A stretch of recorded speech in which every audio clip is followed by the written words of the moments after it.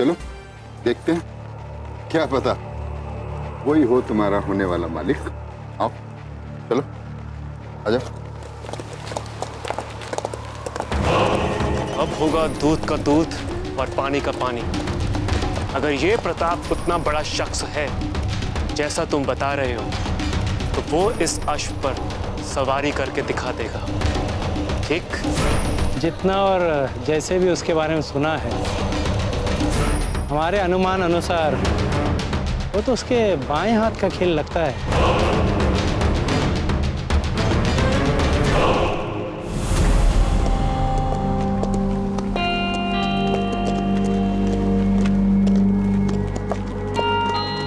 इस अश्व को देख के लग रहा है कि इसके भरोसे कम से कम रेगिस्तान और पहाड़ पर कुछ युद्ध तो लड़ सकते हैं।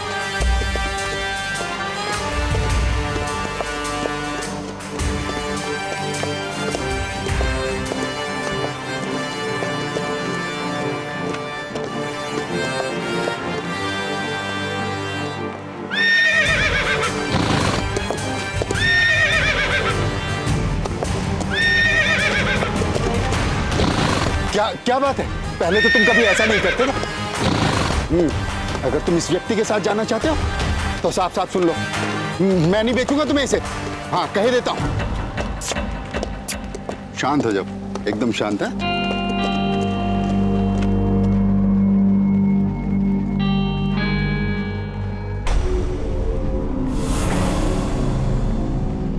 अब समझा, तुम उस व्यक्ति से मिलना चाहते हो। चलो तुम्हें मिलवाता हूं, आओ।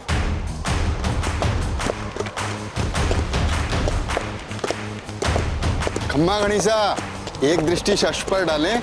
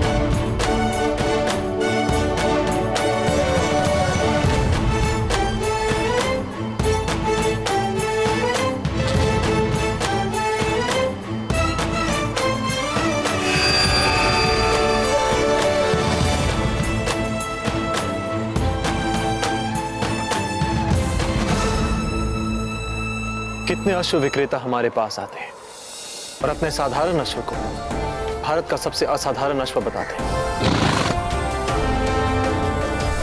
लगता है जिस अश्व की खोज हमें है वो पूरे देश में नहीं है।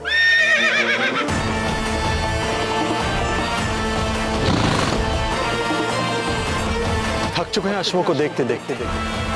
संभवतः लगता है कि ऐसे अश्व का जन्म ही नहीं।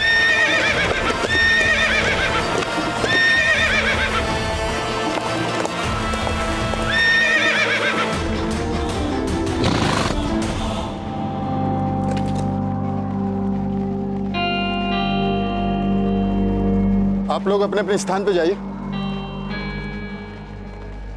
अच्छा श्रीमान, ये बताइए कौन कौन से गुण चाहते हैं आप अपने अश्व में? हमें ऐसा अश्व चाहिए जो साधारण मार्ग पर ही नहीं, नदी नाले कीचड़ रेगिस्तान पहाड़ पर समान साहसता के साथ दौड़ सके। हमें ऐसा अश्व चाहिए जो आवश्यकता पड़ने पर बिना खाए कई दिनों तक दौड़ सके।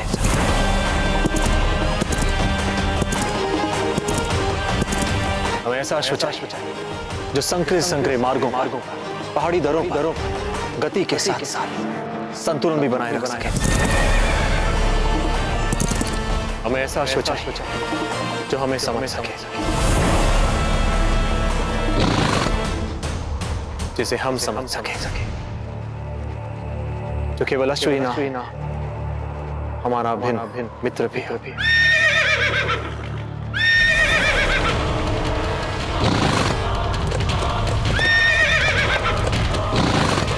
महेशाश्व नहीं चाहिए, जो हिन हिना के नखरे दिखा, माना कि बहुत हट्टा कट्टा और कसीला और नखरे कुछ अधिक ही दिखा।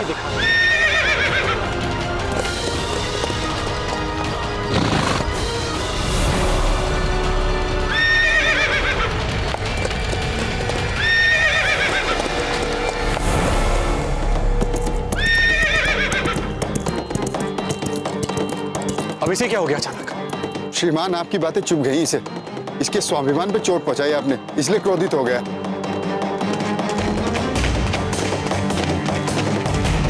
अरे भाई, ये घोड़े को क्या हो गया?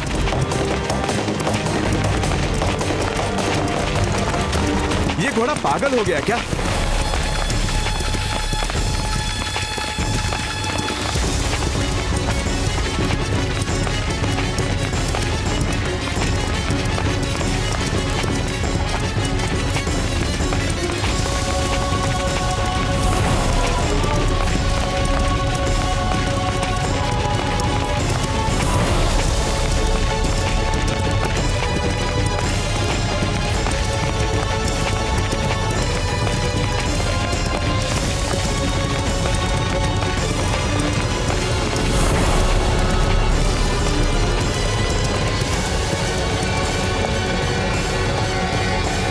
रुको, शांत।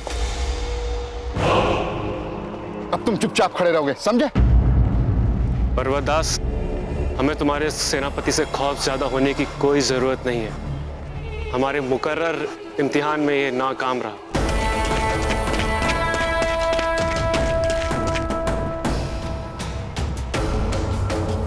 क्या था ये सब? क्यों? क्या हुआ? क्या हुआ? अब हमसे पूछ रहे हैं क्या हुआ? अपनी गरिमा का कोई ध्यान भी है या नहीं आपको? अरे सेनापति बनाया आपको बाईजीलाल, और वो भी सबके सामने, और विशेष रूप से हमारे सैनिकों के सामने, जिनका नेतृत्व करना है आपको युद्ध भूमि में, और आप एक साधारण अश्व नहीं साध पाए।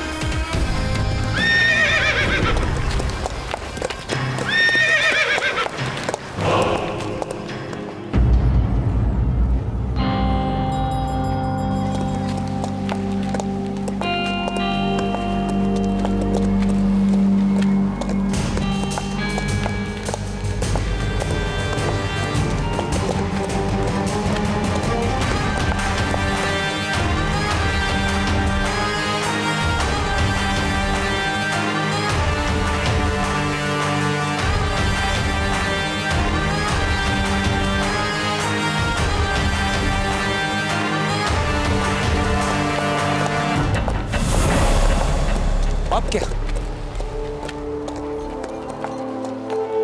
कोई उत्तर नहीं है आपके पास हमारे प्रश्नों का? हाँ, वह अश्व आवश्यकता से अधिक बिगड़ा हुआ था। हमारे सभी सैनिक अच्छे घुड़सवार हैं। वे समझते हैं कि जब अश्व बिगड़ जाता है तो वो कितना अनुशासनहीन हो जाता है। आप व्यर्थ में ही चिंता कर रहे हैं। लीजिए। क्या?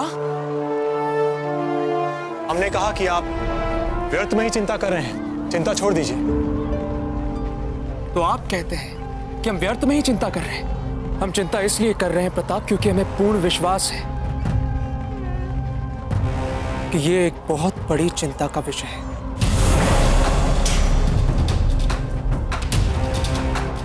आप कहना क्या चाहते हैं? खुलकर कहिए। मित्र, हमें नहीं लगता कि आप सेनापति के उत्तरदायित्व के लिए उपयुक्त थे। क्या आपका यह विचार उस बिगड़े हुए अश्व को नहीं साधने से है, या फिर आपकी जो हमारे प्रति व्यक्तिगत समस्याएं हैं इसलिए? हाँ, कुछ ऐसा ही समझ लीजिए आप। आप स्वयं ही देखिए, हम इन सैनिकों के साथ इतने वर्षों से रहे, साथ में युद्ध अभ्यास किया है, सैन्य प्रशिक्षण लिया है, और छोटे मोटे ही सही किंतु युद्ध भी किए हैं। और आज जब उचित समय आया है, वास्तव में कुछ करने का समय आया है, शत्रु से जूझने का समय आया है, तो पता नहीं क्यों, किस कारणवश जीजा ने आपको सेनापति नियुक्त कर दिया। हमें तो लगता है कि यह जीजा के जीवन का सबसे अनुचित निर्णय था। तो पत्ता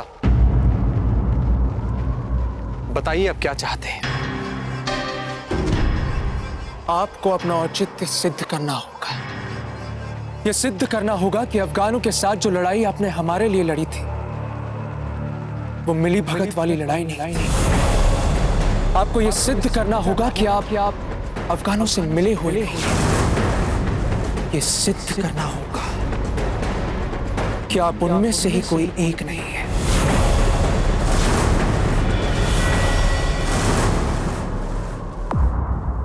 भीमा ने मरने से पहले कुछ उगला तो नहीं? नहीं हुकुम, भीमा तो कुछ नहीं बोला। किंतु क्या? शीघ्र कहो। आपकी पत्नी का संदेश आया है हुकुम कि आपका पुत्र कहीं खो गया है। बहुत ढूंढा हुकुम, और कुछ पता नहीं चल रहा। क्या? 2 दिन हो गए हैं हुकुम। सावधान, मेवाड़ की महारानी साहब पधार रही हैं।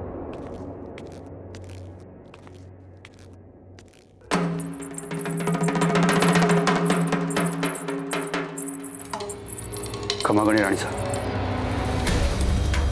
हम आप ही के लिए बुलावा भेजने वाले थे।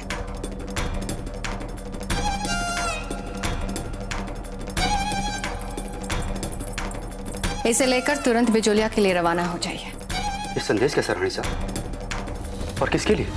दमन सिंह जी, आप ये समझ लीजिए कि आपकी की हुई सारी भूलों को सुधारने का यह अंतिम अवसर है। राणा जी की मोहर लगा हुआ राज्यादेश है ये, जिसके अनुसार आपको एक सैन्य टुकड़ी लेकर अपने नेतृत्व में बिजोलिया लेकर जानी है। किंतु राणा साहब मान कैसे गए इस राज्यादेश के लिए? ये जान के आप क्या करेंगे? आप उतना ही कीजिए जितना आपसे कहा जाए। इस बात का ध्यान रहे कि इस बार कार्य सफलतापूर्वक होना चाहिए। क्षमा कीजिए महारानी साहब, किंतु हम कुछ दिनों बाद ही कहीं जा सकते हैं। और वो क्यों? क्योंकि हमारा पुत्र खो गया है और हमें उसे ढूंढना है। दमन सिंह जी, आपका इतना दुस्साहस कि आप हमारी आज्ञा में आनाकानी करें, राज आज्ञा में आनाकानी करें। आप अच्छी तरह से जानते हैं ना कि 1-2 दिन का विलंब हमारी सालों की तपस्या पर पानी फेर सकता है। रावत जी को पहले ही संदेह हो चुका है कि बिजोलिया को लेकर यहाँ कुछ अनुचित चल रहा है। ऊपर से कुंवर प्रताप वहां जा पहुंचे। आप चाहते क्या है दमन सिंह जी? हम एक और क्षण विलंब नहीं कर सकते। दमन सिंह जी, शांत हो जाइए रानी माँ। समस्या क्या है?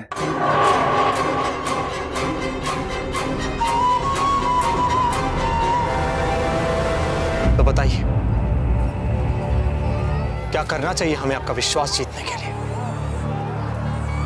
यह सिद्ध करने के लिए कि आप अफगानों में से ही कोई एक नहीं है, आपको बिजोलिया के सैनिकों से लड़ना होगा।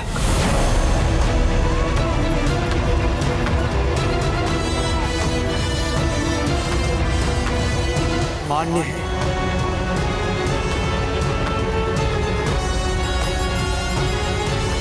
सिपाहियों,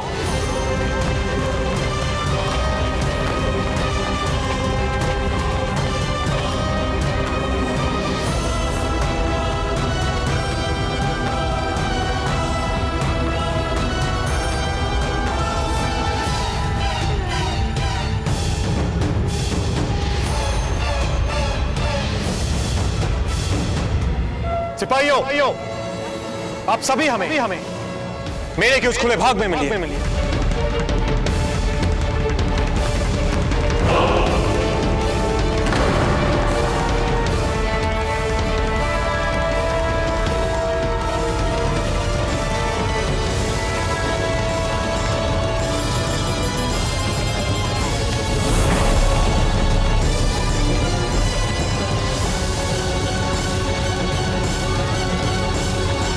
क्या हो रहा है पर्वतदास इस लड़की और सेनापति के बीच?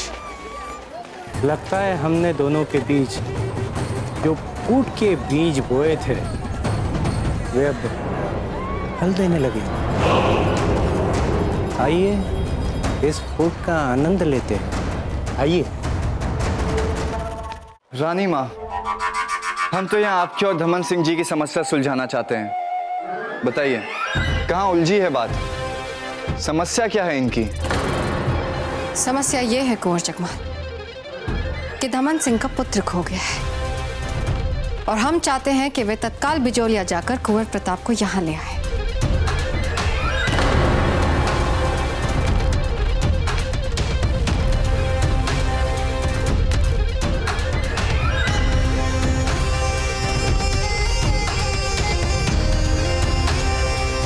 तो पुत्र खो गया है आपका। तो आप इतनी चिंता क्यों कर रहे हैं दमन सिंह जी? आप तो हमेशा से ही रानी माँ के विश्वास पात्र रहे हैं ना। हर आदेश माना है आपने उनका, हर कार्य भी पूरा किया है। तो फिर आपके पुत्र को हम ढूंढ लेंगे। आप सिर्फ जो रानी माँ कहती हैं वो करते जाइए। रही चिंता आपके पुत्र की, उसके लिए हम हैं ना। देख क्या रहे हैं हमें दमन सिंह जी? कहा तो आपके पुत्र को ढूंढवा देंगे, होगा यहीं कहीं चित्तौड़गढ़ में। ये छोटी छोटी बातों के लिए चिंता करना, वो भी हमारे होते हुए, आपको शोभा नहीं देता। क्या आपको हमारे सामर्थ्य पे संदेह है?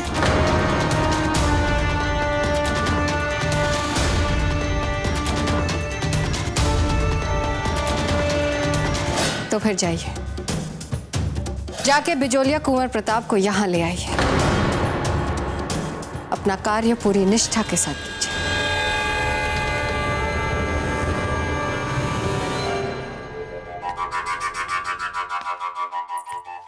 किया क्या है आपने कुंवर चकमा? आप घबराइए मत रानी माँ, हम सदैव आपके साथ हैं। आप बस हमारा विश्वास कीजिए, केवल विश्वास। हमारे वीर सिपाही आज हम ऐसे लड़ेंगे जैसे हम जन्म जन्मांतर के शत्रु। निकालिए अपनी तलवार, वार कीजिए। हम आप पे अपने हथियार नहीं उठा सकते। आप हमारे सेनापति हैं।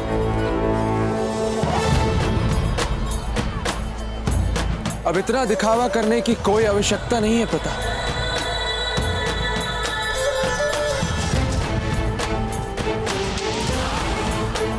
हम आपके सेनापति हैं, तो हमारे आदेश का पालन करना आपका परम कर्तव्य है। सिपाही सेनापति से कभी प्रश्न नहीं करते। तो आंख मीच कर पूरी निष्ठा के साथ हर एक आदेश का पालन कर। और हम आपके सेनापति प्रताप आपको ये आदेश देते हैं, उठाइए तलवार, वार कीजिए।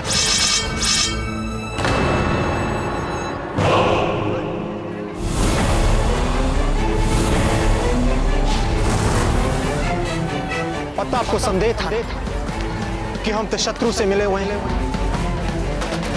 तो आज हम अपने मित्रों के साथ, आपके मित्रों के साथ यहाँ आपके साथ सबके साथ युद्ध लड़ेंगे। और हमारे विचार से ये युद्ध मिली भगत वाला युद्ध नहीं होगा।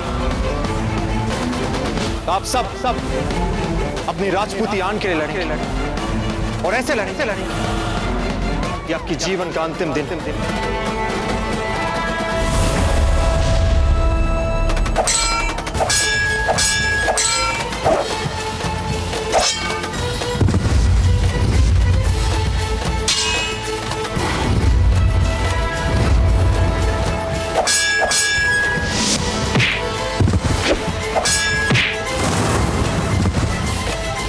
क्या कहा था हमने आपसे इसके बारे में?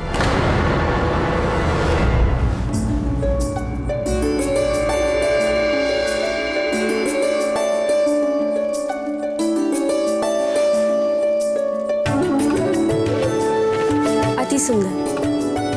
अब आप लोग भी मेले में अपनी दुकानें लगा सकते हैं। दूर दूर से आने वाले बाहर के लोगों को भी तो पता चले कि बिचौलिया की स्त्रियों के हाथों में भी कला है। भाईजीलाल, मेले में कोई भारी संकट उठ खड़ा हुआ है। प्रताप वहां अपनी सेना के सिपाहियों से लड़ रहा है। अपने ही सैनिकों के साथ लड़ रहे हैं? ऐसा कैसे हो सकता है?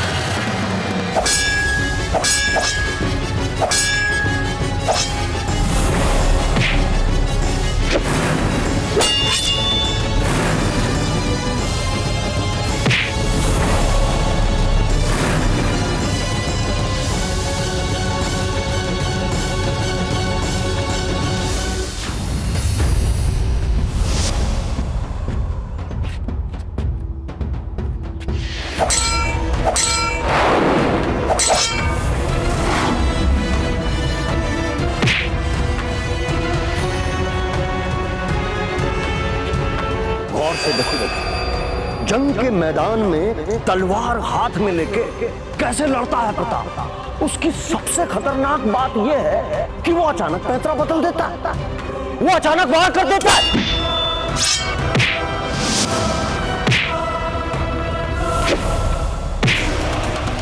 और उसकी एक और खासियत है, तुम जान ही नहीं पाओगे कि वो कब, कैसे और कहां वार करने वाला है।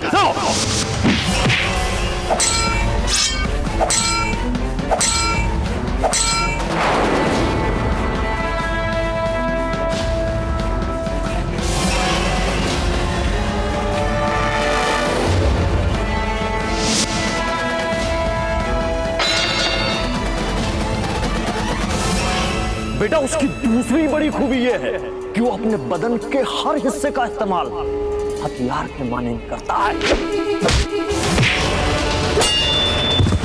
उसकी यही खूबी उसे चलता फिरता मुकम्मल हथियार बंद दस्ता बना देती है।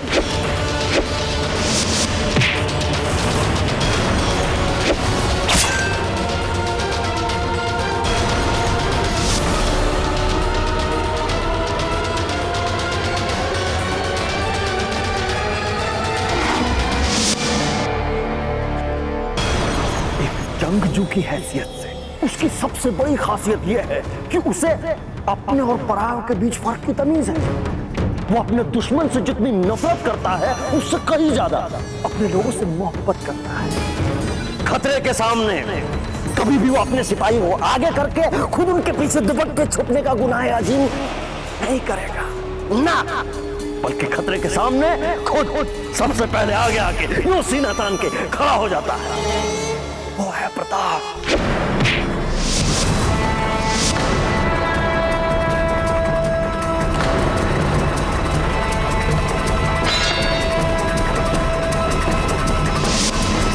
आज उसकी तारीफ करने में मजा आ रहा है।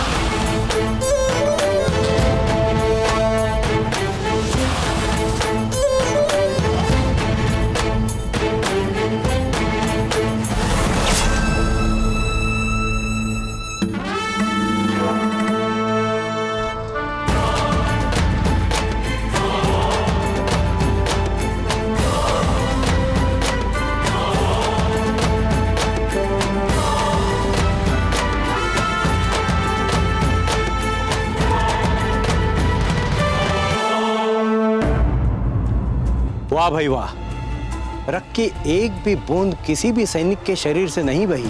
क्योंकि ये उसके अपने सिपाही हैं, उसे अपने और पराये के बीच फर्क की तमीज है।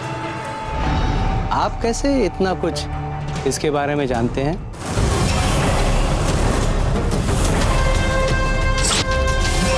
क्योंकि ये मेवाड़ की युवराज कुंवर प्रताप है।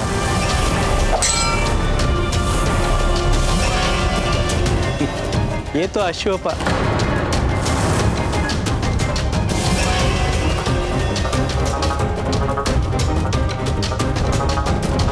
चलिए अब यहाँ से, हमें कई काम करने हैं।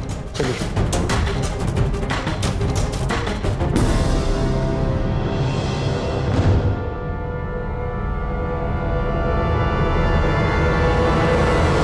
पत्ता क्या है ये सब? जीजा, जीजा हमारी बात सुनिए। हम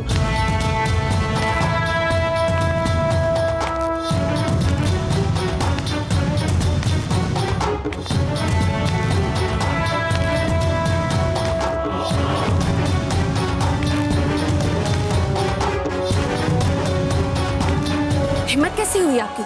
ऐसा दुस्साहस करने की? कैसे सेनापति है आप? अपने ही सिपाहियों पर आक्रमण? नहीं जीजा, आप समझ नहीं रहे। पता।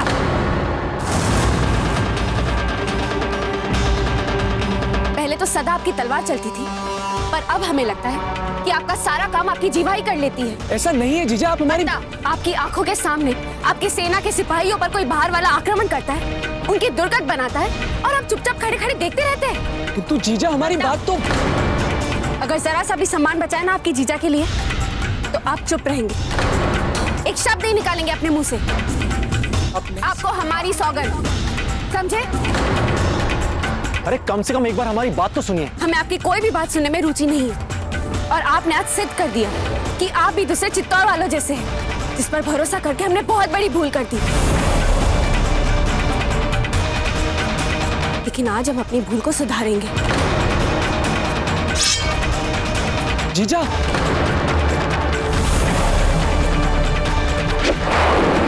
जिस समय आपने हमारे सिपाहियों के विरुद्ध अपनी तलवार उठाई थी, उसी क्षण से आप हमसे बात करने का अधिकार खो चुके हैं। आपके सिपाही? ये क्या कह रही हैं?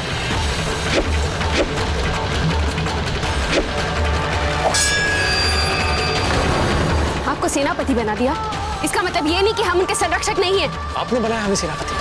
हाँ, और संभवतः ये हमारे जीवन की सबसे बड़ी भूल हुई है। आरंभ से लेके अंत तक भूल हुई है, सबसे बड़ी भूल।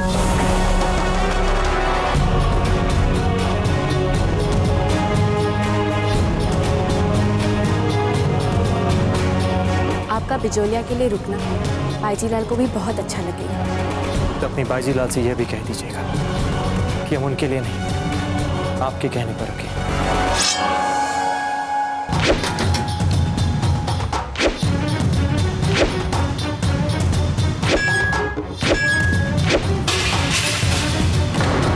देखिए, हमें कुछ समझ नहीं आ रहा है। हमें आमने सामने बैठ के बात करनी चाहिए, स्पष्ट बात, एक देशभक्त की दूसरे देशभक्त से। आप एक देशभक्त नहीं, बल्कि एक देशद्रोही हैं।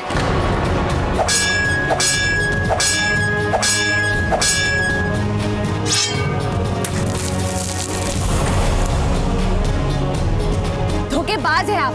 जिस थाली में खाया उसी में छेद किया।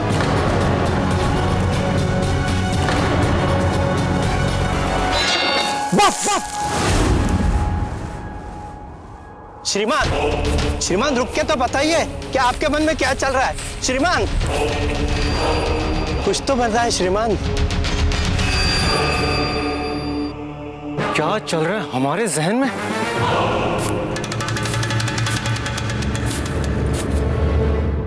प्रताप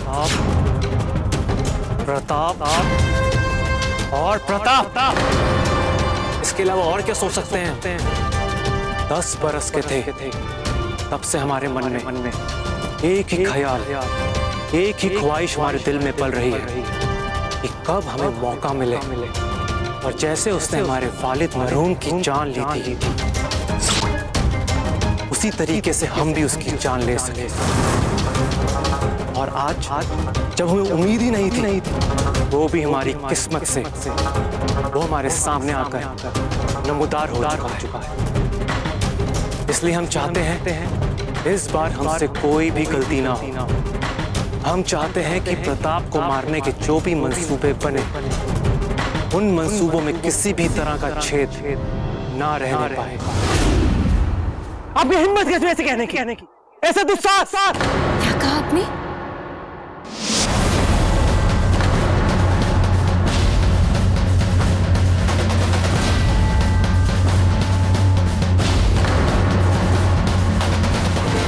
चले जाइए यहाँ से। हम आपकी सूरत तक नहीं देखना चाहते। चले जाइए। आप है कौन और होती कौन है? हमें यहाँ से जाने के लिए कहने वाले।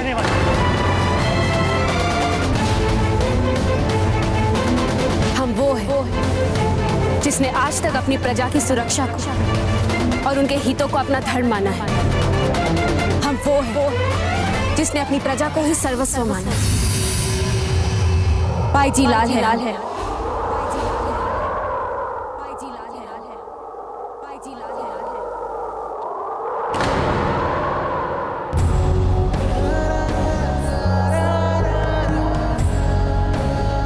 लेकिन हम केवल इसलिए यहाँ रुकेंगे क्योंकि हमें लगता है कि हम आप पर भरोसा कर सकते हैं।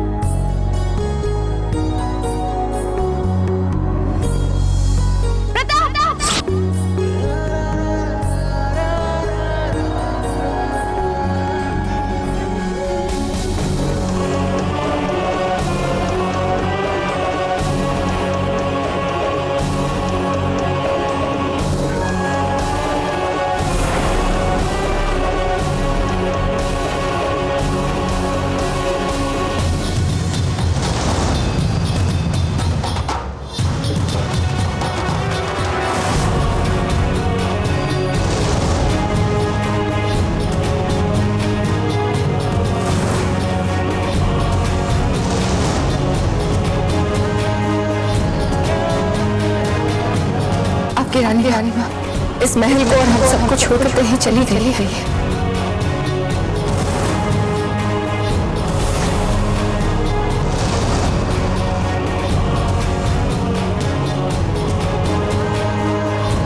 अब तो आपके लिए हमारे मन में केवल घृणा ही रहेगी अजंते। प्रेम मर गया है हमारा प्रेम।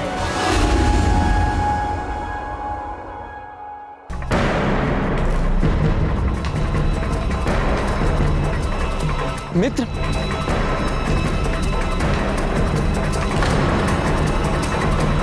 जीजा हमारी बात तो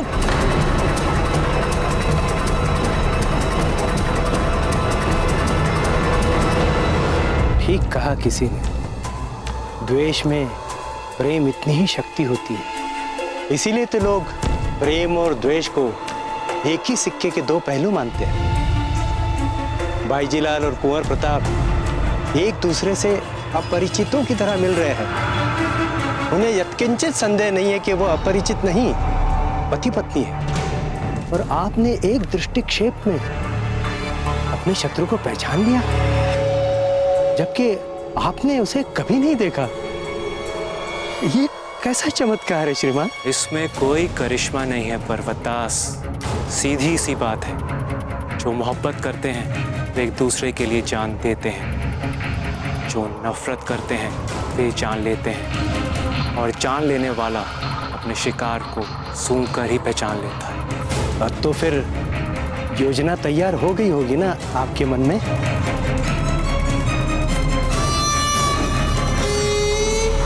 खाका तैयार है दिमाग में, बस अमल में लाना है उसे। चलो आओ आओ, सूर्यास्त होने वाले क्यों जीत पड़े हुए, आओ आओ। हुकुम, जाने से पहले एक अंतिम दृष्टि से अश्व पर भी तो डालिए, इसे जाने की तो चेष्टा कीजिए।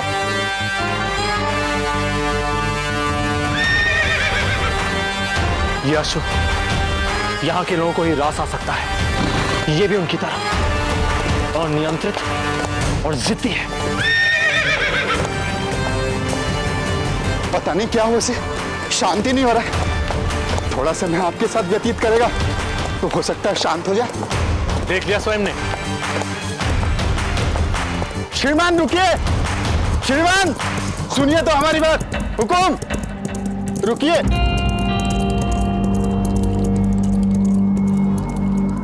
शांत हो जाओ, घबराओ मत। लगता है अभी तुम्हारे सवार से मिलने का उपयुक्त समय नहीं आया, लेकिन मैंने आस नहीं छोड़ी है। मैं तुम्हें तुम्हारी पसंद के योग्य सवार को ढूंढ कर ही बेचूंगा। यही एक मेला है क्या?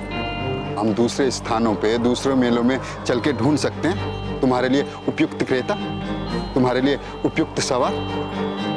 मैं तुम्हें तब तक मेलों में लेके जाता रहूंगा जब तक तुम अपने लिए अपनी पसंद का सवार ना ढूंढ लोगे। आओ। क्या हो गया तुम्हें?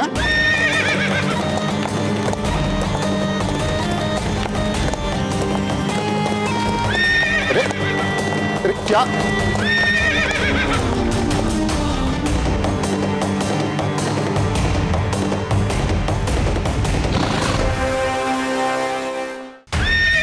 शांत हो जाओ, हम थक चुके हैं।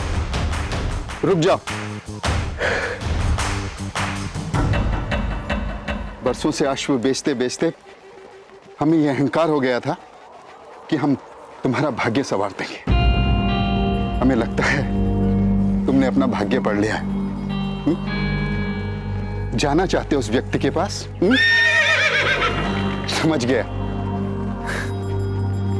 तो जाके कह देना उस सेनापति को, विधाता ने उसके लिए कैसा दिव्य अश्व भेजा है। ढूंढ लो उसे अपने आप। हमारी शुभकामनाएं तुम्हारे साथ हैं। ध्यान रखना।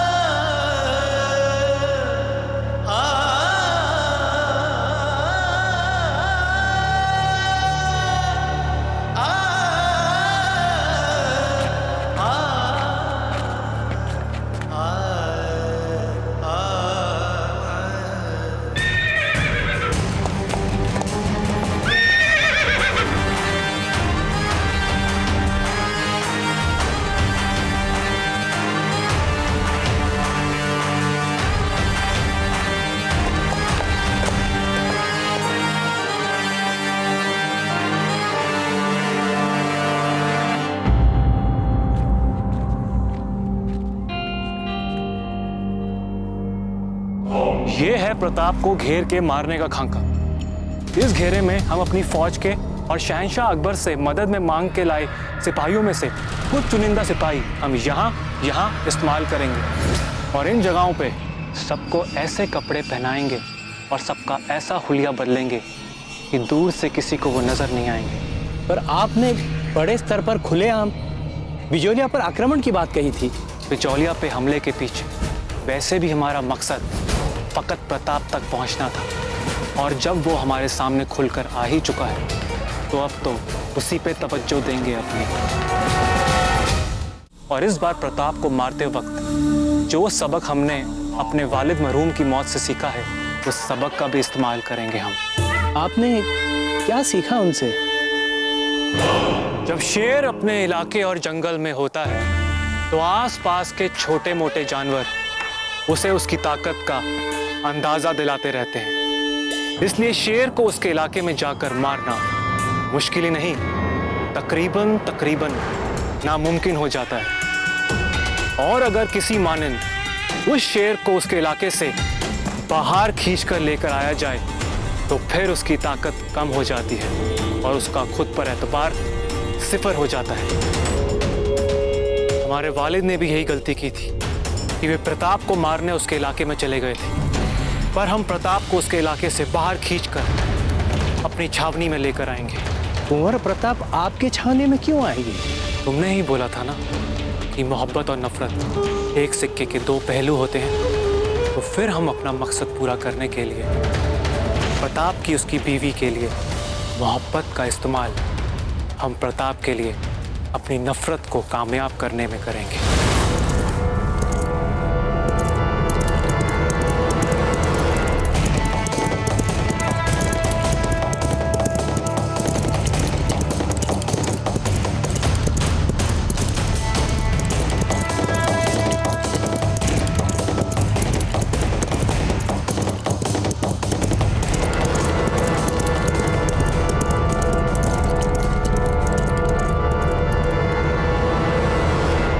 एक तीर से दो शिकार, कुंवर प्रताप और बाईजीलाल का अंत। माशाअल्लाह, हम अभी अपने चुनिंदा सिपाहियों के साथ प्रताप की इज्जत बाईजीलाल को उड़ाकर अपनी छावनी में लाने जाते हैं। चक्रपाणी, चक्रपाणी! जी, अपना सामान बांधिए, हमें तुरंत निकलना है यहाँ से। क्या जा रहे? मतलब सुनो तो बाजीराव, आप जो यहाँ की सेना को प्रशिक्षण दे रहे उसे तो पुराने दीजिए। सुनिए बाजीराव, कुछ ही दिनों की तो बात है, और फिर अफगानों पर आक्रमण का क्या? और आपने जो वचन दिया पत्ता की जीजा को, उसका क्या? पत्ता की जीजा ही बाजीलाल है।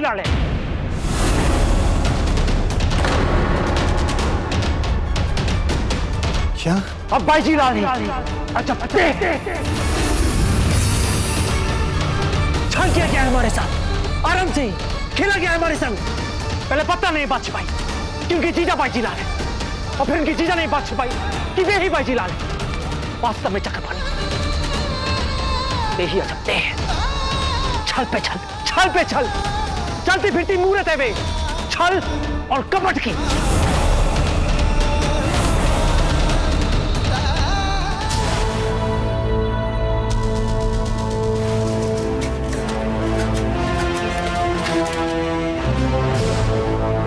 बाबूजी एक बार हमारी बात तो सुन लीजिए। क्या कहना चाहते हैं आप? हाँ क्या?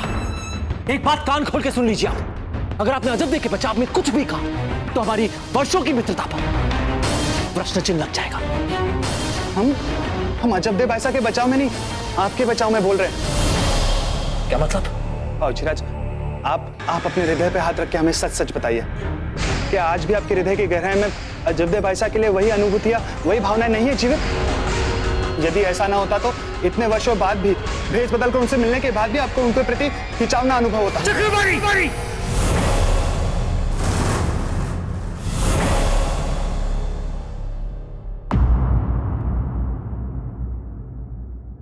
कैसे अगर बातें कर रहे हैं? बाजीराज आप याद कीजिए और फिर हमें बताइए, जब पहली बार आप पत्ता की जीजा से मिले थे तो आप उनके प्रति आकर्षित नहीं हुए थे?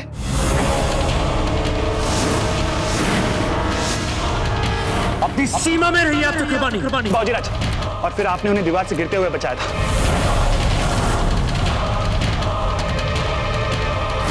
बस। और फिर बाजीराज, अजब दे भाईसा ने आपको बिजली न छोड़ने के लिए मनाया था, याद कीजिए बाजीराज। लेकिन हम केवल इसलिए यहाँ रुकेंगे क्योंकि हमें लगता है कि हम आप पर भरोसा कर सकते हैं। अवश्य कर सकते हैं, और हम आपको विश्वास दिलाते हैं कि आपने जो भी निर्णय लिया है बिल्कुल सही लिया। और फिर रात को जंगल से आपने उनको महल तक छोड़ा था।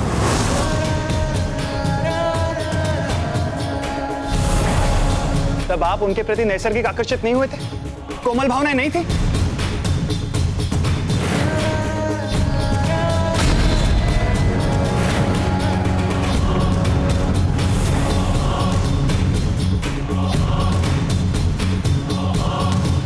अजब दे, आज आपने हमें जता दिया कि अब इस राजमहल को ना हमारी आवश्यकता है, ना इस परिवार को हमारी आवश्यकता है, और ना ही कुंवर प्रताप को हमारी कोई आवश्यकता है।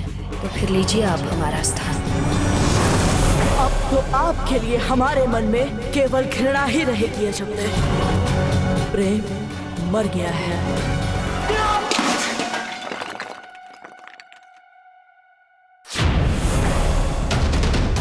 बाबूजीराज, अपने अर्धांगनी के प्रति खिंचाव या अनुराग अनुभव करने के लिए कैसे अपराध बोध?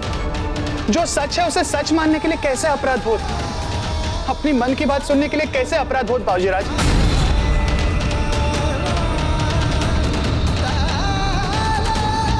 क्या कहते हैं आप? बात करके बाईजीलाल का भ्रम दूर करेंगे ना? हाँ, जीजा और प्रताप के बीच का ये व्यर्थ का भ्रम तो दूर करना ही पड़ेगा। बस एक बार सांझ हो जाए और ये मेला समाप्त हो जाए, उसके पश्चात हम स्वयं बात करेंगे प्रताप से। जीजा तो इस समय बहुत क्रोधित होंगे। अब केवल प्रताप ही उनके क्रोध को संभाल सकते हैं। अपराध तो हमसे हुआ सौभाग्यवती, किसी की न सुनकर एक अनजान पर भरोसा करने का अपराध। ना कुछ सोचा, ना समझा, ना जाना, किस झोंक में आ गए थे हम। अपनी मातृभूमि तक के बारे में नहीं सोचा हमने। एक अश्वपालक को हमने अपनी सेना सौंप दी, एक सेनापति बनाकर। कैसे कर सकते हम इतनी बड़ी भूल सौभाग्यवती, कैसे? परंतु अजब दे, आपने बिजोलिया का भला सोच के उसे सेनापति बनाया था। आपको वो अपनी सेना के लिए सबसे उपयुक्त लगा और आपने बना दिया सेनापति। नहीं नहीं नहीं सौभाग्यवती, भूल तो हमसे हुई है। हमें पहले जान लेना चाहिए था कि कोई भी चित्तौड़ वाला कभी भरोसा करने के लायक नहीं हो सकता। कैसे वो हमारे सिपाहियों से लड़ रहे थे? क्या सिद्ध करना चाहते थे वो कि वही बड़े योद्धा है उन सब से?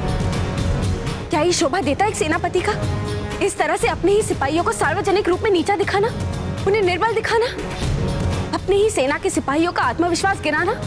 ये किस दृष्टि से सही है? तो फिर क्या निर्णय ले रही हैं आप? निर्णय तो हमने ले लिया है सौभाग्यवती। जहां से आए थे वो, उन्हें वहीं पर भेज दिया है हमने। कोई आवश्यकता नहीं है हमें उनकी अब। कोई आवश्यकता नहीं। हमारा यहाँ सांस लेना मुश्किल हो रहा है, दम घुट रहा है हमारा। चक्रपाणी, पता नहीं हमने उन पर विश्वास कैसे कर लिया।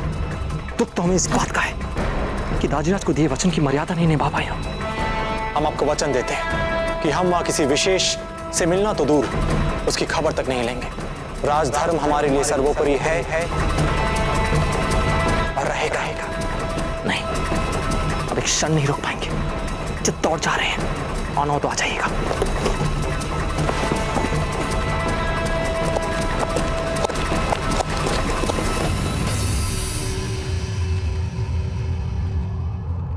ये लीजिए और वो दूसरा संदेश हमें दे दीजिए।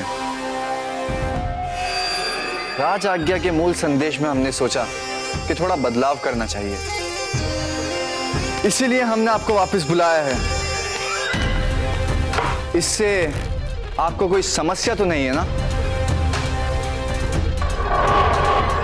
कुंवर जगमाल ने आपसे कुछ पूछा था मन सिंह जी, उत्तर दीजिए। नहीं हुक्म, कोई समस्या नहीं है कुंवर साहब। कुंवर साहब? चलो कोई बात नहीं, कुछ ही समय की बात है। उसके बाद आप भी हमें युवराज ही कहेंगे। कुंवर जगमाल, आप धमन सिंह जी को अपनी योजना फिर से समझा दें। इनके खोए हुए बेटे के शोक में न जाने ये बात को पूरी तरह से समझ पाए हैं या नहीं। तो धमन सिंह जी, ये राज आज्ञा अर्थात ये संदेश लेके आप अपने युवराज प्रताप के पास जा रहे हैं। वहां आप ये संदेश युवराज प्रताप और अधिक से अधिक बिचौलिया वासियों के बीच में जोर जोर से पढ़ेंगे। और हां, ये अवश्य जोर से बोलना कि ये संदेश राणा जी ने भेजा है। राणा जी को रावत जी से पता चला बाबूजी राज, यहाँ पे आपके प्राणों के लिए संकट भरी स्थितियां हैं। चित्तौड़ के गुप्तचरों ने सूचित किया है, बिजौलिया वासियों से आपको खतरा है। कुंवर प्रताप। कुंवर प्रताप? चित्तौड़ के गुप्तचर?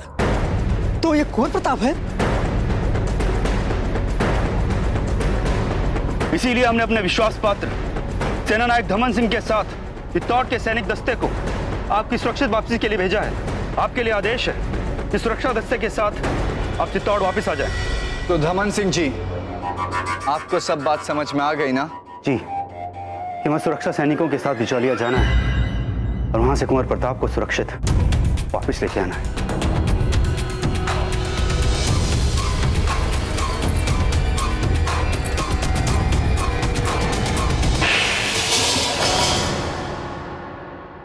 ये क्या कुंवर जगमाल, ये हमारी सबसे प्रिय कालीन है, इसे बिगाड़ दिया आपने। अब सेवक से क्या क्या हमें नई कालीन बिछवानी पड़ेगी। आप समझते क्यों नहीं है? क्षमा चाहते हैं रानी मां, किंतु धमन सिंह जी हमारे सेना नायक हैं। यदि हम इन्हें थप्पड़ मारते तो ये चीज शायद आपको भी बुरी लग सकती थी। इसीलिए हमने उस दासी को थप्पड़ मारा। और धमन सिंह जी, हम आपको बिजौलिया दादा भाई को सचमुच सुरक्षित लाने के लिए नहीं भेज रहे हैं सैनिक दस्ते के साथ। मतलब ये कि आप ये राज आज्ञा बिचौलिया वासियों के सामने जोर जोर से पढ़ के दादा भाई का भेद खोलेंगे, जिससे एक तरफ दादा भाई को ये लगेगा कि आप उनकी सुरक्षा के लिए आए हैं, वहीं दूसरी तरफ बिचौलिया वासियों को ये पता चल जाएगा कि दादा भाई उनके साथ छल कर रहे थे, अपनी पहचान छुपाकर फेस बदलकर उन लोगों के साथ धोखे से रह रहे थे। धोखा दिया है तुमने हमें। चित्तौड़ गांव वालों ने हमारा विश्वास तोड़ा है। हमारे विश्वास का छल किया तुमने। छल किया तुमने। देखिए, हमारी बात तो सुनिए। छल किया तुमने। चित्तौड़ गांव वालों ने इतने वर्षों से हमारी बातें सुनी क्या? बार बार छल करते हो हमारे साथ, कोई नहीं सुनेगा इनकी बात। कोई नहीं सुनेगा इनकी बात। कोई नहीं सुनेगा इनकी बात। कोई नहीं सुनेगा इनकी बात।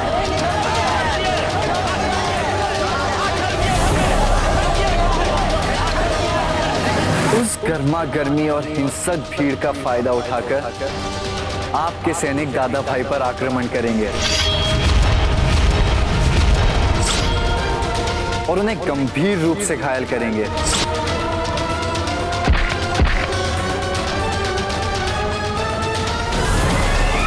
काम आप करेंगे धमन सिंह जी, और नाम बिजोलिया वासियों का आएगा। अब आइए आपकी बात समझ में। जल्दी चलो, कहीं ऐसा ना हो कि हम बिजोलिया पहुंचे, कुंवर प्रताप बिजोलिया से जा चुके हो। चलो। क्या?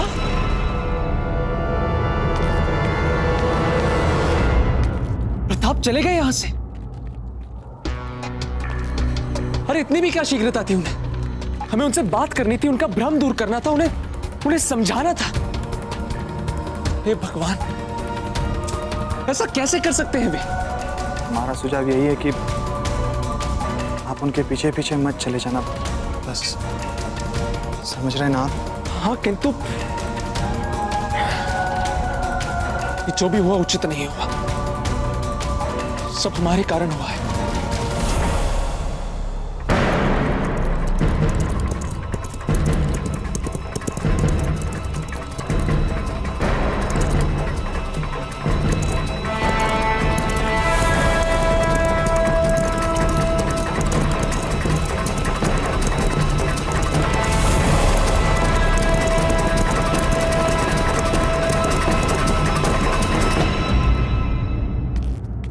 जीजा, आप जानती भी हैं क्या हो चुका है? हाँ, वो अश्वपालक यहाँ से जा चुके हैं। आप तो ये बात इतनी सरलता से कह रही हैं मानो कुछ हुआ ही नहीं। अब हमारी सेना का क्या होगा जीजा? उसके पुनर्गठन का क्या होगा? उसके प्रशिक्षण का क्या होगा? ये सारे कार्य आप ही ने तो सौंपे थे ना उन्हें। अब हम कैसे लड़ पाएंगे अफगानों से? आपके नेतृत्व में पता। नहीं जीजा, आप प्रताप को अब तक जान नहीं पाए। आप हमें अपनी पूरी बात समझाने तो दीजिए। मत बताइए हमें पता कुछ भी। उन्हें लेकर आपकी और हमारी सहमति कभी हो ही नहीं सकती। जब हमें उन पर भरोसा था तो आपने हमें बार बार चेतावनी दी, और आज जब हम अपने इस विचार पर अडिग हैं तो आप हमारे विचार के विपरीत बात हमारे सामने रख रहे हैं। इसीलिए इस विषय को यहीं पर छोड़ दीजिए। हम अपना मन बना चुके हैं।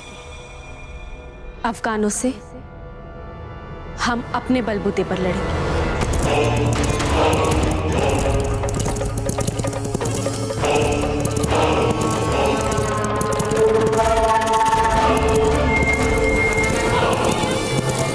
जीजा, एक बात हमें समझ नहीं आती। जब भी उस अश्वपालक की बात आती है आपको हो क्या जाता है?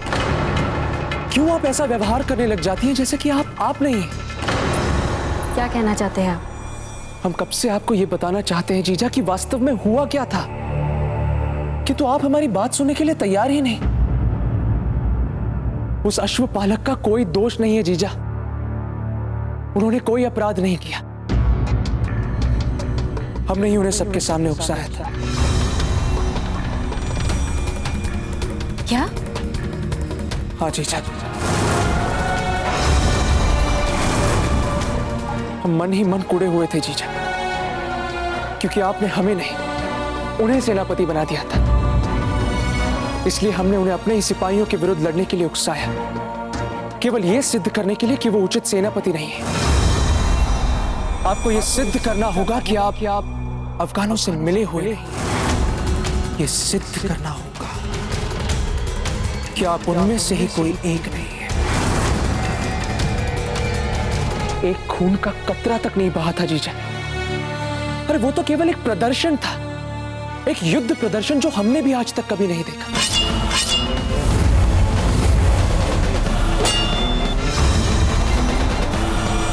और आपने ऐसे सेनापति को निकाल दिया केवल भावनाओं में आकर। क्यों जीजा?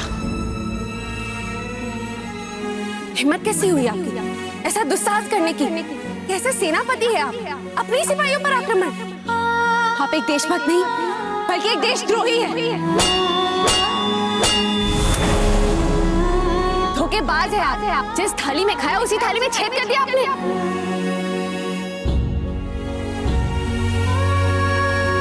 चले जाइए यहाँ से, हम आपकी सूरत तक नहीं देखना चाहते। चले जाइए। हम आपको कैसे समझाएं कि उस अश्वपालक ने हमारे मन की क्या स्थिति कर दी, जिसे हम भी नहीं समझ पा रहे थे। कितने विचलित और दुविधा में रहे हैं पिछले कुछ दिनों में। इसीलिए शायद हम उसे बिना कारण जाने ही दंड देना चाहते थे।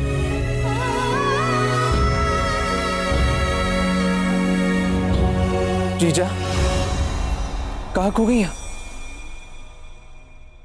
हमसे जो कुछ भी हुआ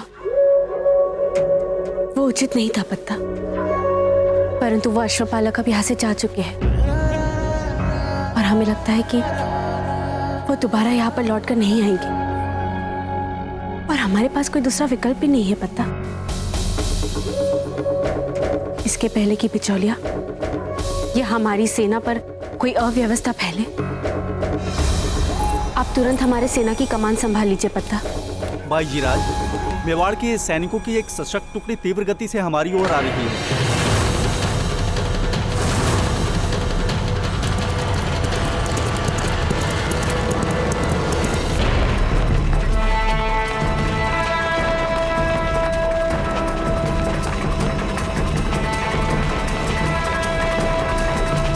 जाइए और बिजोलिया की प्रजा तक ये संदेश पहुंचाइए कि वो तुरंत महल के बाहर उपस्थित हो जाए।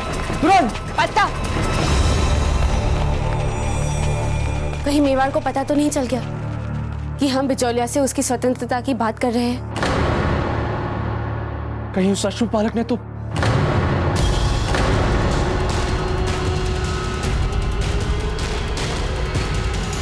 जी हाँ,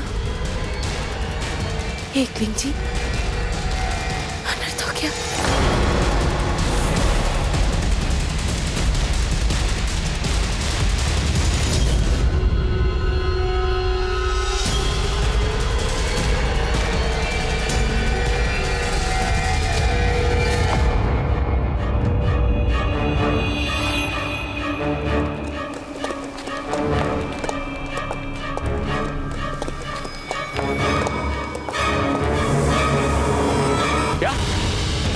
पर्वत दास का कोई इशारा नहीं आया हमारे लिए।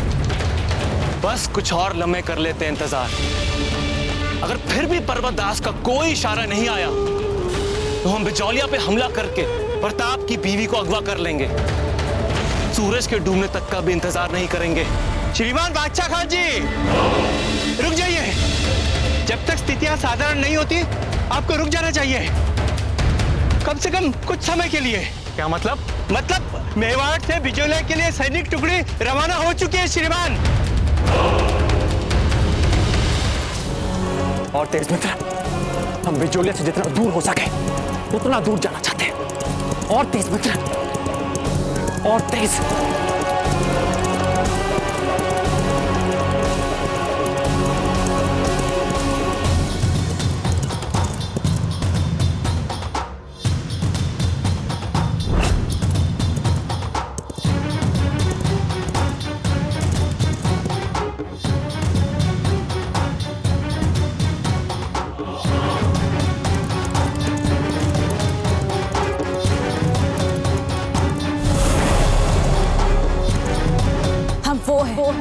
जिसने अपनी प्रजा को ही सर्वस्व माना है। बाईजी लाल है। हम कुंवर प्रताप उस स्त्री को नहीं पहचान पाए जिसने हम पर, हमारे परिवार पर कितने अनकहे दुख ढाए। ताजीराज को दिया वचन तक नहीं निभा पाए। पाप किया है हमने, घोर पाप किया है।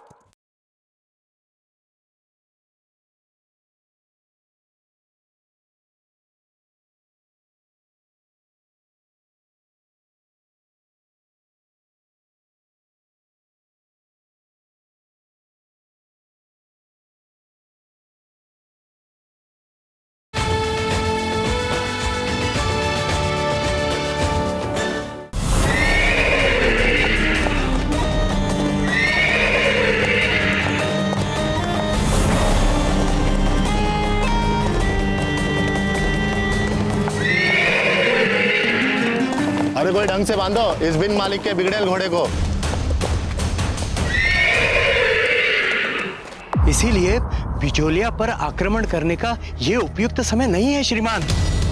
माना कि चित्तौड़ और बिचौलिया के बीच शत्रुता चली आ रही है, और यदि इस समय आप वहां अपने सैनिकों के साथ दिखाई दे तो निश्चित रूप से दोनों पक्ष अपनी लड़ाई भूलकर एकत्रित होकर आक्रमण कर देंगे आप पर और आपकी सैनिक की टुकड़ी पर। तब कठिन होगा। तो ठीक है, कर लेते हैं थोड़ा इंतजार। पर जैसे तुम्हें पता चले कि वहां का माहौल हमले के लिए मुफिद हो गया है, तुम फौरन हमें हमले के लिए इशारा करोगे। जी श्रीमान, अवश्य करूंगा।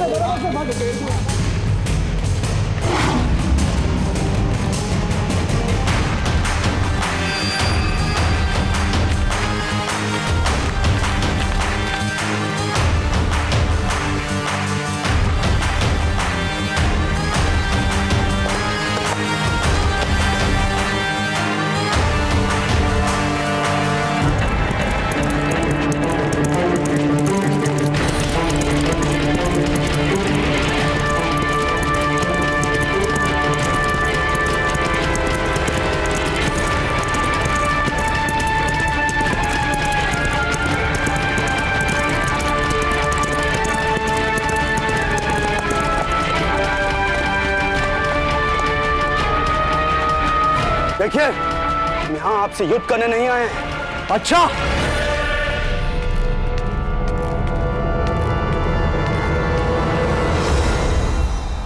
तो चित्तौड़ से जिस हथियारों से लैस सैन्य टुकड़ी को आप यहां बिजोलिया लाए हैं, उसके ये आक्रामक तेवर और आपके हाथ में ये श्वेत ध्वज जो कि मित्रता का प्रतीक है, मेल नहीं खा रहे।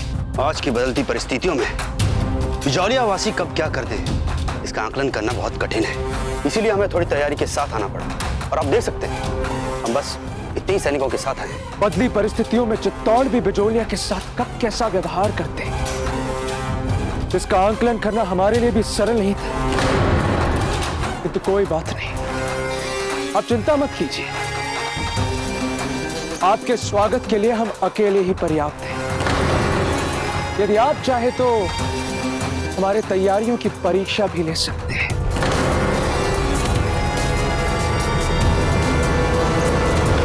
बस बहुत हो गया।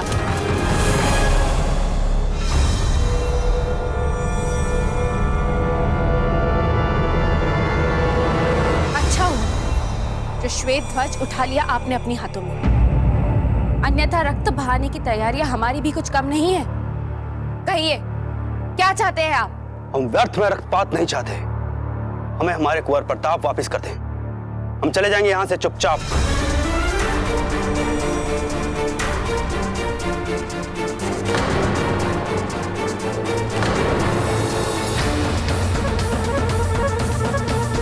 अब सब लोग अपने चेहरे पर चाहे कितना भी आश्चर्य भाव बना ले, किंतु राणा जी की राज आज्ञा का पालन करने से हमें कोई नहीं रोक सकता। और राणा जी भली भांति जानते हैं कि कुंवर प्रताप न केवल बिजौलिया में है, अपितु स्वर्ण आभूषणों की नीलामी के समय उन पर प्राणघाती हमला भी हुआ था यहाँ। ये क्या व्यर्थ प्रलाप कर रहे हैं आप?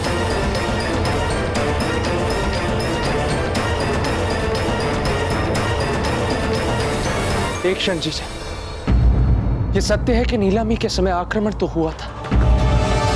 वे दस्यु लुटेरे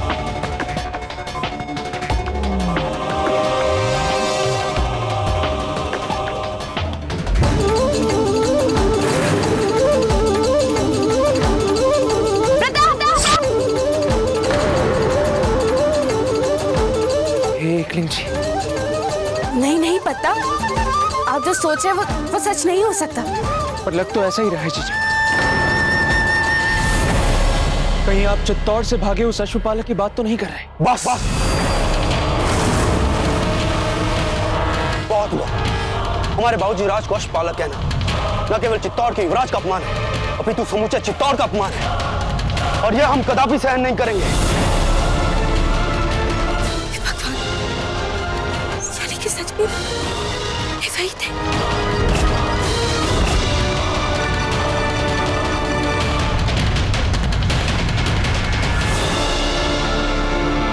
अपनी बाजीलाल से यह भी कह दीजिएगा कि हम उनके लिए नहीं, आपके कहने पर रुके। आपके कहने पर हमने अपने विचार बदले हैं।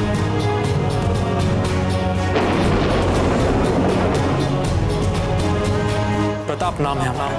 इसका मतलब इतने समय से भेस बदल कर वही थे। देखिए, बंद कीजिए अनजान बनने का नाटक और चुपचाप बताइए कि हमारे युवराज को आपने कहां बंदी बना के रखा है। बस!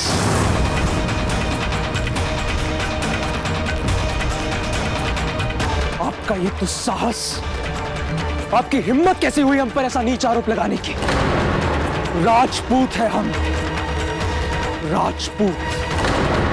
ऐसा कायरों वाला कार्य कभी नहीं करेंगे। हम जो भी करते हैं डंके की चोट पर करते हैं। बस, बहुत हुआ। राणा जी ठीक कहते हैं कि आप सब लोग राजद्रोही हैं और आपके साथ वही व्यवहार होना चाहिए जैसे एक राजद्रोही के साथ होता है। सिपाहियों, चाहे हमें हमारा शीशी कटाना पड़ जाए, पर हम इनके सामने झुकेंगे नहीं। वापस जाएंगे तो कुंवर प्रताप को साथ लेके जाएंगे। आक्रमण!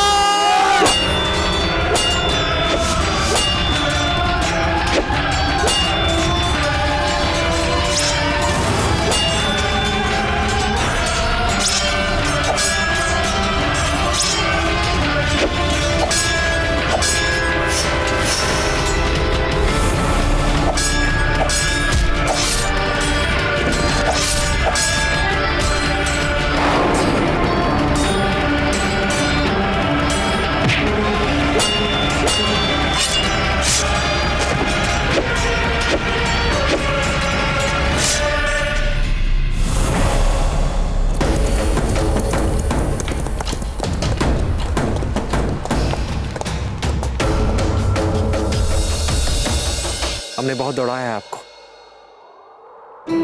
थक चुके होंगे और आपको भूख भी सता रही होगी, है ना?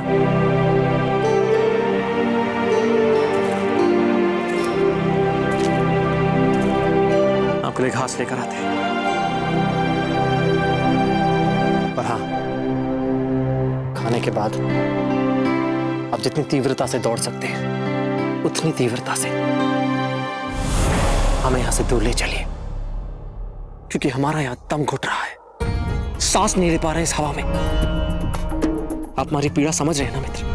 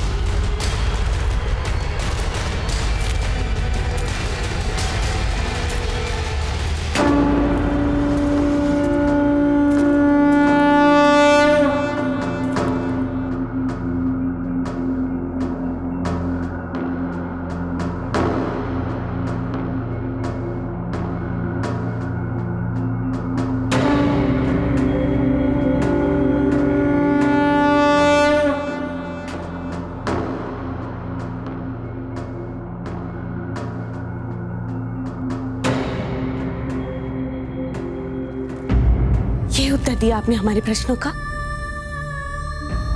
वो अश्वपालक जिसकी ओर ना चाहते हुए भी एक खिंचाव सा अनुभव कर रहे थे हम, वो कोई और नहीं, हमारे पति निकले। तारनहार, दुख हरता एकलिंग जी, यही कहती थी ना हमारी रानी मां।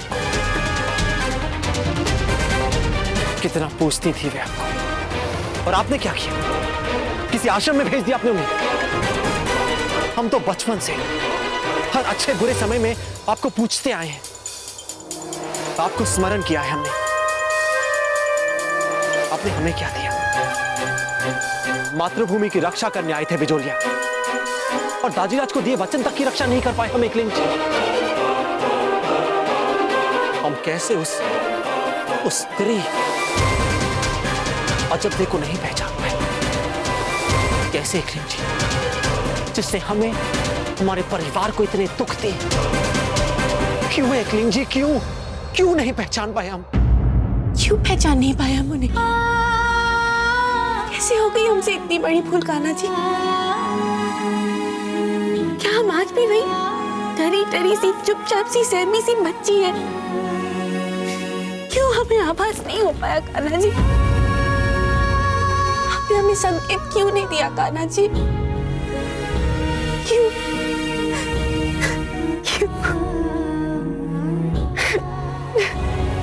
बताइए एकलिंग जी, हम क्या करें? अपनी रानी मां की पवित्र स्मृतियों को दिए हुए वचनों का पालन करें, या अपनी मातृभूमि को दिए वचन का पालन करें? या आपने हमें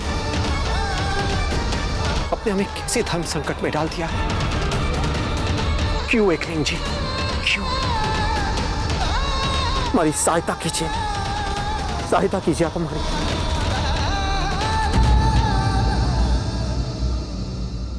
अजब थी उठी।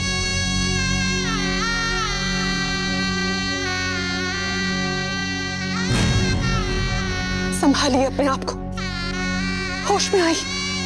बाहर आपकी सैनिकों और चित्तौड़ के सैनिकों के बीच में भयंकर युद्ध चल रहा है। जब तक ये समय नहीं अपने निजी दुखों और अंतर्द्वंदों में डूबने का। जब तक आपको बाहर जाकर स्थिति को संभालना चाहिए, अपने सिपाहियों को सही दिशा निर्देश देने चाहिए।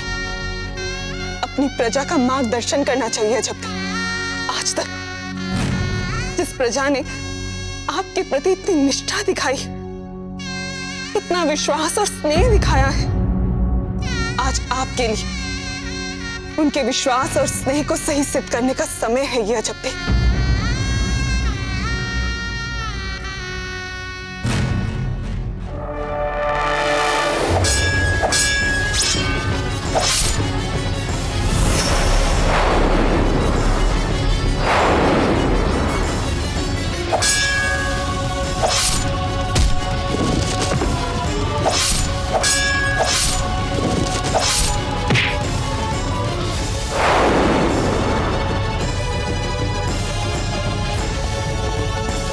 हुकुम, हमने कुंवर प्रताप को सभी स्थानों पर खोजा, पर कुंवर प्रताप कहीं नहीं है। देखो, हमें चुपचाप बता दो कुंवर प्रताप कहाँ है। हम यहाँ से चुपचाप चले जाएंगे, अन्यथा हम तुम्हारे टुकड़े टुकड़े कर देंगे। ये पत्ता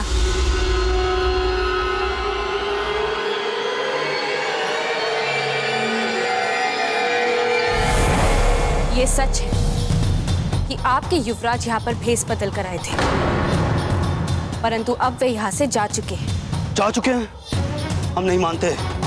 सर, आपने पीछे मुड़कर तो देख लीजिए।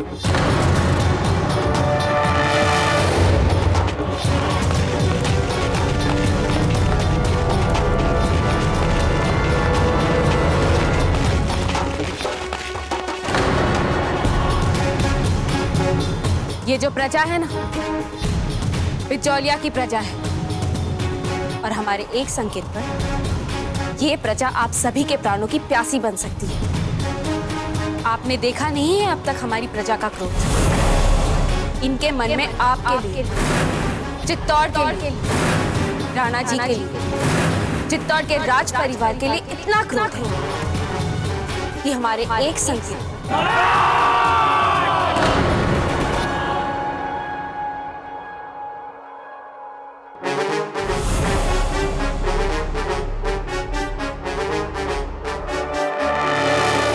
पर हम ऐसा नहीं चाहते। हम चित्तौड़ से युद्ध भी नहीं चाहते, भले ही चित्तौड़ हमें कितना भी पराया क्यों ना समझ ले, परंतु हम इतने गिरे हुए नहीं हैं कि अपने ही हथियारों से अपने ही भाइयों का रक्त बहाए। लड़ने के लिए हमारे समक्ष सीमाओं पर और भी बड़े शत्रु बैठे हैं घात लगाए। हम उनसे लड़ेंगे, इसीलिए हम आप सभी को सलाह देते हैं कि चुपचाप यहां से चले जाएं।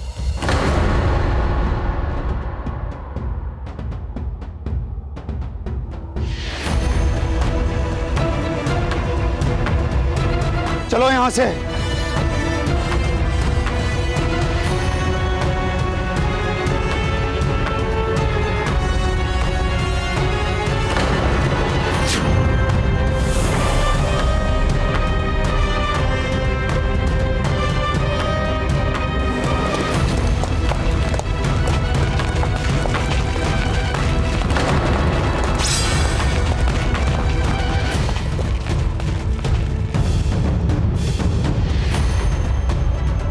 आप सभी अपने अपने घर जाइए।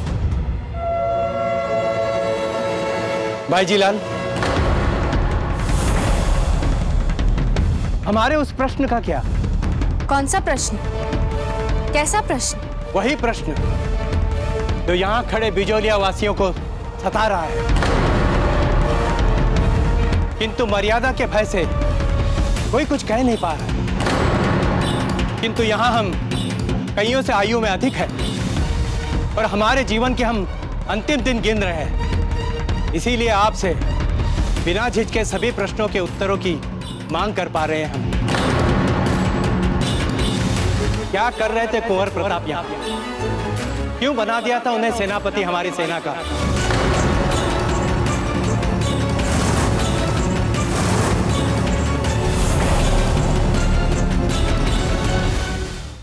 आप तो इतना घुल मिल गई थी उनसे, हम कैसे मान ले? क्या आपको पता भी नहीं चला कि वो आपके पति है, राजघराने के राजकुंवर है, जिन्होंने बिजौलिया वासियों को गत कई वर्षों से कष्ट दिए, दुख और अपमानजनक तिरस्कार दिया है?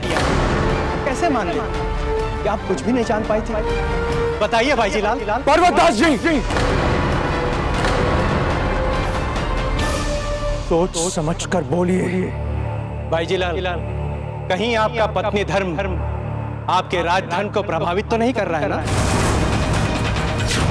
क्योंकि जिनके विरुद्ध हमें सीना तान के खड़ा होना था, उनके हाथ में आपने सेना सौंप दी। उत्तर दीजिए भाईजीलाल। चित्तौड़ हमारे विरुद्ध षड्यंत्र रच रहा था और आपको इसका पता भी नहीं था।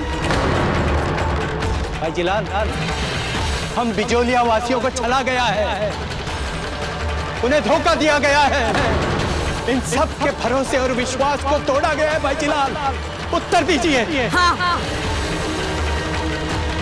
नहीं जानते थे, और ये एक ऐसा सच है जैसे सूरज का पूरब से निकलना सच है।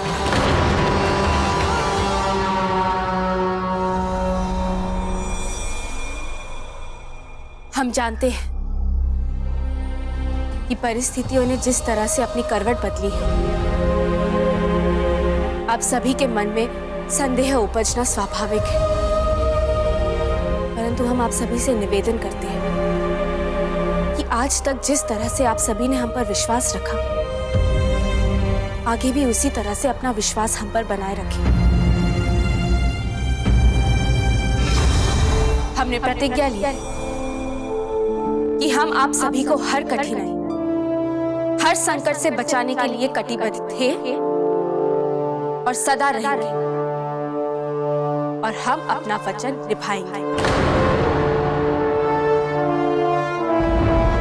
भले ही हमें इसके लिए अपने पति के विरुद्ध ही क्यों ना खड़ा होना पड़े। जय मातृभूमि! जय मातृभूमि!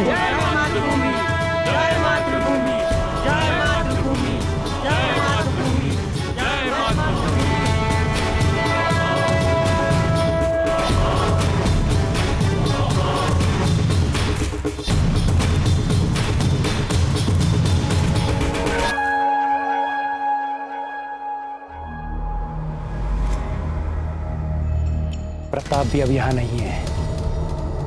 चित्तौड़ की सेना भी जा चुकी है वापस।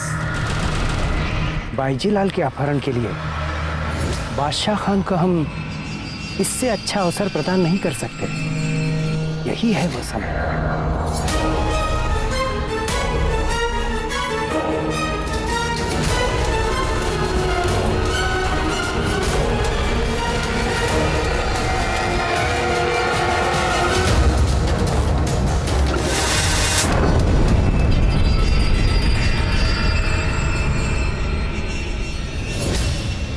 बिजौलिया, पर्वतदास के सातिशी पैगाम का साफ साफ मतलब है कि हमारे लिए बिजौलिया पे हमला करने के लिए पूरा मैदान खाली है। लाशें बिछा दो बिजौलिया वासियों की, और हम उन लाशों को रौंदते हुए वहां की बाईजीलाल को अगवा करेंगे, और उनको बादशाह खान से कोई नहीं बचा पाएगा।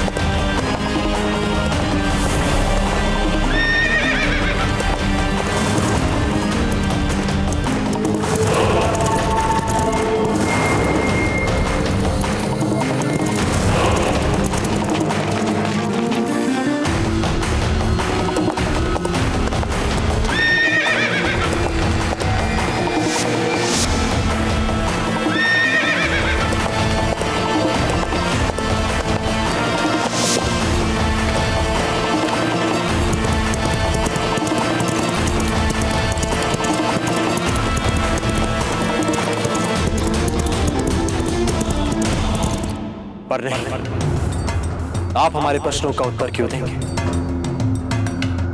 ठीक है, जब तक आप कुछ नहीं बोलेंगे हम कदापि यहां से नहीं जाएंगे।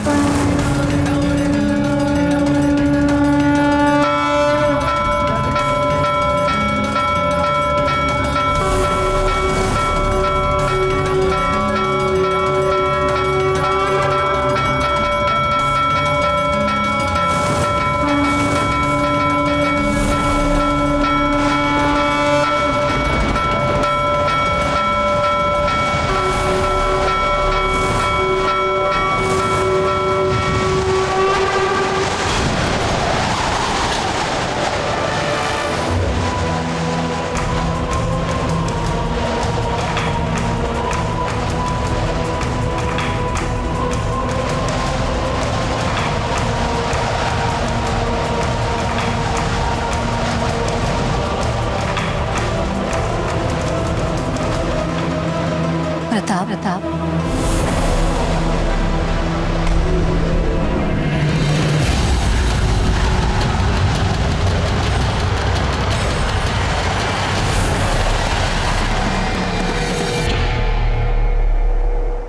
मेवाड़ के वीर महाराणा प्रताप के जीवन को करीब से जानने के लिए चैनल को सब्सक्राइब करें और बेल आइकॉन दबाना न भूलें।